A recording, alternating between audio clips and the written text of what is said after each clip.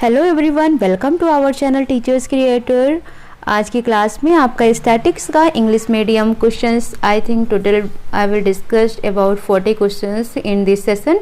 सो start करते हैं। But इससे पहले मैं आपसे रिक्वेस्ट करती हूँ, अगर आप इस चैनल पर नए हैं तो चैनल को सब्सक्राइब कर लें, और अगर आप पहले से ही ज्वाइन कर चुके हैं तो जितना हो सके इस चैनल को, इस वीडियो को लाइक करिए और शेयर करिए। ओके, सो स्टार्ट करते हैं सेशन को लेट किए बिना। सबसे पहले क्वेश्चन हम देखेंगे क्वेश्चन नंबर 21, ये आज के सेशन का नंबर 1 होगा। ओके, अदरवाइज जो मैंने आपकी यूनिट तैयार करी है उसमें मैंने 36 क्वेश्चंस को पहले डिस्कस कर दिया, उसके बाद आज के क्वेश्चन से ये, तो आज के हिसाब से आपका फर्स्ट क्वेश्चन होगा। ओके, एक बात और याद रखना, इंपॉर्टेंट क्वेश्चंस है, थोड़ा ध्यान से पढ़ना। कहीं पर कोई डाउट होता है तो कमेंट सेक्शन में मैसेज भी कर सकते हैं आप। Okay, so Dash is the process of looking at oneself in order to assess aspects that are important to one's identity। ठीक है, तो कह रहा है यहाँ पर that is the process of looking at oneself in order to assess aspects that are important to one's identity।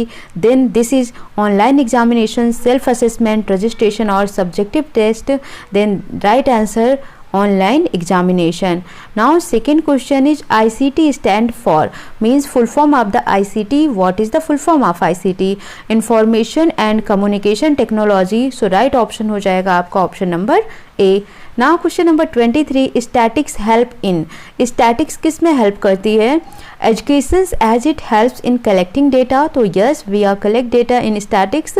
Presentation and analysis of data, तो yes presentation, analysis, collections, interpretations, these are the basic work of the statics. Means अगर आप इसकी definitions देखते हैं statics की, तो वहाँ पर आपको दिखेगा कि collection, presentation, analysis and interpretations of data is known as statistics. Okay, तो इस चीज़ों को याद रखना है आपको। तो यहाँ पर कलेक्टिंग डेटा बोला गया, presentation and analysis of data बोला गया, एंड इंटरप्रिटिंग डेटा बोला गया। That means these are right, but none it is not right. So right answer आपका क्या हो जाएगा? E, all of the above, यानी कि ए बी सी जो हैं ये तीनों ही राइट आंसर्स हैं। नाउ 24 नंबर यानी कि 4th नंबर क्वेश्चन देखते हैं। Which of the following statement is true, इनमें से कौन से स्टेटमेंट ट्रू हैं ये आपको बताना है। तो मैंने आपको बोला है कि परसेंटाइल रैंक, जिसको हम प्रतिशतता बोलते हैं, तो ये पहले आपको पता होना चाहिए कि क्या होता है। तो डियर स्टूडेंट, अगर आप इनकी तैयारी कर रहे हैं तो सबसे पहले आपको जाना है मेरे प्लेलिस्ट में असेसमेंट फॉर लर्निंग में, असेसमेंट फॉर लर्निंग। ओके, वहाँ पर आपको आपके यूनिट 4 की यानी कि स्टैटिक्स के सभी टॉपिक्स कवरिंग कर दिया है मैंने, मिल जाएगा और आप उसको अच्छे से समझ लेंगे। इंग्लिश मीडियम में है तो वहाँ से कोई भी क्वेश्चंस आपके पुटअप होते हैं तो आप उस क्वेश्चंस को आसानी से कर पाएंगे। बहुत ही डिटेल में समझाया मैंने, कोरिलेशंस क्या है और एनपीसी क्या है, ठीक है, और उसके बाद ये आपका परसेंटाइल क्या है, परसेंटाइल रैंक क्या है, मीन, मोड, मीडियन क्या, बहुत ही डिटेल में मैंने डिस्कस किया है और इतने बारीकी से कि आपको अच्छे से समझ आ जाएगा। तो फर्स्ट ऑफ ऑल आप सभी उस वीडियो को जरूर देखें। Okay, the percentile rank of a score is the percentage of score in its frequency distributions that are equal to or upper than it. Next है the percentile rank of a score is the percentage of score in its frequency distribution that are equal to or lower than it. Next है both A and B or none. तो right answer आपका यहाँ पर क्या होने वाला है, ये याद रखना, that are equal to or lower than it. ठीक है, तो ये याद रखना, ये अपर देन नहीं होगा। The percentile rank of a score is the percentage of score in its frequency distribution that are equal to or lower than it। जैसे P25 लिखा हुआ है, दैट मीन्स क्या हो गया, इसके विलो कितने हैं, 25 हैं। ठीक है, तो लोअर देन ये बताता है कि कितने इसके लोअर देन हैं। ठीक है, तो ये हो जाता है आपका परसेंटाइल। तो राइट आंसर आपका हो जाएगा B. Formal education has well defined, किसमें फॉर्मल एजुकेशन को हम डिफाइन कर सकते हैं, कैरिकुलम, सिस्टम, अप्रोच या मेथड से। तो हम कैरिकुलम को formal education has well defined curriculum. ठीक है, तो जो फॉर्मल एजुकेशन होता है वो कैरिकुलम को वेल डिफाइन करता है। नेक्स्ट क्वेश्चन है dash coefficient is technique which can be used to summarize the strength and directions negative और positive of a relations between two variables. तो इसको क्या बोला जाता है, ज़्यादा आगे नहीं जाना है, डायरेक्ट ही आप आंसर्स कर देना। स्पीयरमैन्स रैंक कोरिलेशन जो होता है ये एक तरीके का ऐसा कोरिलेशन होता है जिसमें हम समराइज करते हैं किसी की स्ट्रेंथ और डायरेक्शंस के रिलेशंस के बीच में। ओके, थर्ड नेक्स्ट क्वेश्चन है the use of technology to enhance learning process is called dash in education. ठीक है, तो ऐसी कौन सी टेक्नोलॉजी का यूज किया जाता है जिससे लर्निंग प्रोसेस को इन्हेंस किया जा सके, तो ये आपका राइट आंसर हो जाएगा ICT। IT होता है इंफॉर्मेशन टेक्नोलॉजी, तो ये है नहीं, information and communication technology, so right answer आपका हो जाएगा B। What is not the element of educational process? Educational process का एलिमेंट इसमें से क्या नहीं है? एम, कैरिकुलम, इवैल्यूएशन या मोटिवेशन। तो एम्स भी है, कैरिकुलम भी है, इवैल्यूएशंस भी है, बट मोटिवेशन जो है वो एजुकेशनल प्रोसेस का एलिमेंट नहीं होता है, तो राइट आंसर डी हो जाएगा। The most significant approach of evaluation is, तो जब भी आपसे पूछा जब मोस्ट सिग्निफिकेंस अप्रोचेज याद रखना CCE यानी कॉन्टीन्यूअस एंड कॉम्प्रिहेंसिव इवेल्युएशंस। ठीक है, यानी कि जो कॉन्टीन्यूअस चलता हो, स्कॉलिस्टिक एंड नॉन स्कॉलिस्टिक दोनों तरह के आपके बिहेवियर्स को वो एसेस करता हो, इवेल्युएट करता हो, वो होता है CCE। Education technology is useful because, क्यों एजुकेशनल टेक्नोलॉजी यूजफुल है? It is the need of the hour, it is adopted by famous institutions, it makes teaching effective and efficient, it attracts students who are teaching and learning activities। देखो आपको answers आसानी से मिल जाते हैं अगर आप ना क्वेश्चंस को देखें और उसके ऑप्शंस को बहुत बारीकी से समझें, तो आपको आंसर हमेशा मिल जाएगा, करेक्ट ही आंसर मिलेगा। It is need of the hour, ये घंटों की आवश्यकता है, तो नहीं ना। It is adopted by famous institutions, अब फेमस इंस्टीट्यूशंस ने इसको अडॉप्ट किया है क्या, तो नहीं ना। It make teaching effective and efficient, तो हमारा जो शैक्षिक व्यवस्था है वो कैसा हो रहा है, बहुत ही इफेक्टिव और इफिशियंट हो रहा है, तो राइट ऑप्शन आपका क्या हो जाएगा, C हो जाएगा। तो आप खुद ही देखो कि आपका आंसर क्या हो रहा है। ठीक है, नेक्स्ट है dash comprise the collection tabulation. देखो ये डेफिनेशन दे रखा है किसका, स्टैटिक्स का। ठीक है, मैंने आपको बोला था डेफिनेशन जरूर देखना है। Dash comprise the collection tabulation presentation and analysis of aggregate of the fact collected in a methodical manner without bias and related to a predetermined purpose. ठीक है, तो राइट ऑप्शन आपका क्या हो जाएगा, स्टैटिक्स इसका राइट आंसर हो जाएगा। Dash term is used for describing any fact, observation, assumptions or occurrence। ठीक है, dash term is used for describing any fact, observation, assumptions or occurrence। तो कौन डिफाइन करता है? जब हम बोलते हैं this is a fact, this is observation, assumption, occurrence, तो इनको कौन डिस्क्राइब करता है स्टैटिक्स में? इनको डेटा डिस्क्राइब करता है, तो राइट आंसर हो जाएगा B। Which method are used for representing the data? Okay, तो कौन सा मेथड यूज किया जाता है? Frequency, polygon, histogram, bar diagram, pie chart, all of these इसका राइट आंसर हो जाएगा। ये सभी यूज किए जाते हैं। In which method we use the mid point of each interval, each class interval का मिड पॉइंट किस मेथड में हम देखते हैं? Frequency, polygon, so B is the right answer. In which method mid point are not taken, तो mid point किस में नहीं लिया जाता है? तो हिस्टोग्राम में मिड पॉइंट को नहीं लिया जाता है। नेक्स्ट है when we mark score in a circle then it is known as, जब हम इस तरीके से बनाते हैं, ठीक है, और यहाँ पर कुछ ऐसा आपका दिखाया जाता है, ये इतना परसेंटेज है, ठीक है, तो इसको क्या बोला जाता है? Pie chart. तो राइट आंसर क्या हो जाएगा आपका? Pie chart. When various dimension of a single variable are to be shown diagrammatically then dash can be used। ठीक है, बोल रहा है कि जब various dimensions को एक सिंगल वेरिएबल के द्वारा diagrammatically शो किया जाता है then this is known as या it can be used, तो क्या होगा right answer? Sorry pie chart. ठीक है, क्या बोला गया है यहाँ पर? when various dimension of a single variable are to be shown। Okay, जब हम अलग अलग वेरिएबल्स को शो करते हैं एक डायग्राम में, तो ये क्या हो जाता है आपका? पाई चार्ट ही हो जाता है, तो पाई चार्ट इसका राइट आंसर हो जाएगा। Term dash term is used for measuring the length of something is called.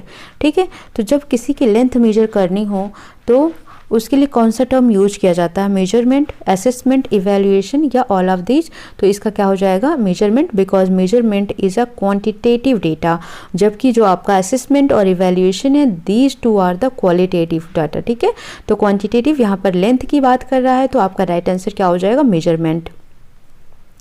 Which of the following are the scales of the measurement, इसमें मेजरमेंट के स्केल्स की बात की गई कि कौन कौन से होते हैं, नॉमिनल, रेशियो, ऑर्डिनल, इंटरवल या all of this.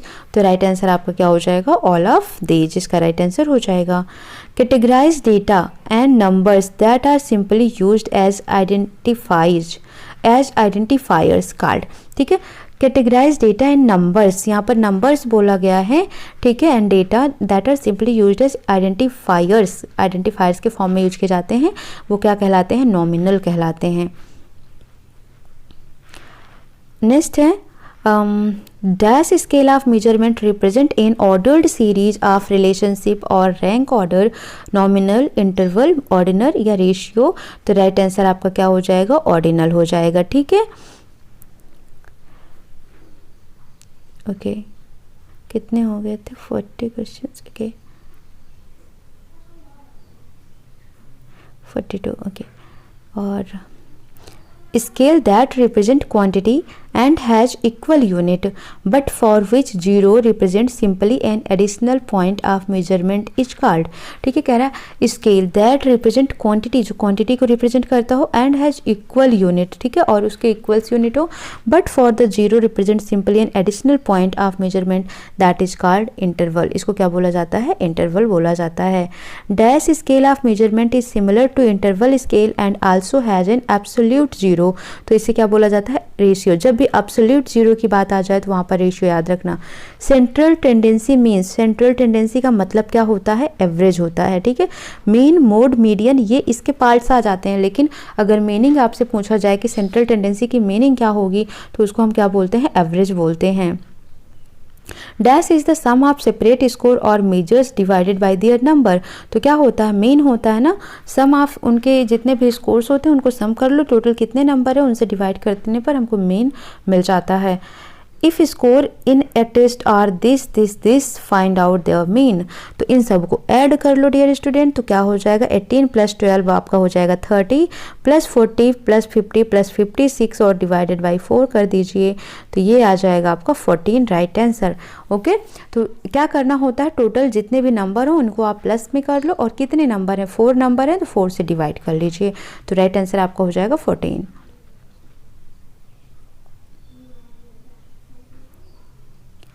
Next question है the value which divides a group in 2 part is known as, तो आपको मीडियन याद रखना है। जो मीडियन होता है ना, जैसे यहाँ पर ये मिड पॉइंट हो गया, तो इधर दोनों तरफ ये क्या करता है, इक्वल पार्ट में उस ग्रुप को डिवाइड कर देता है, तो राइट आंसर हो जाएगा मीडियन।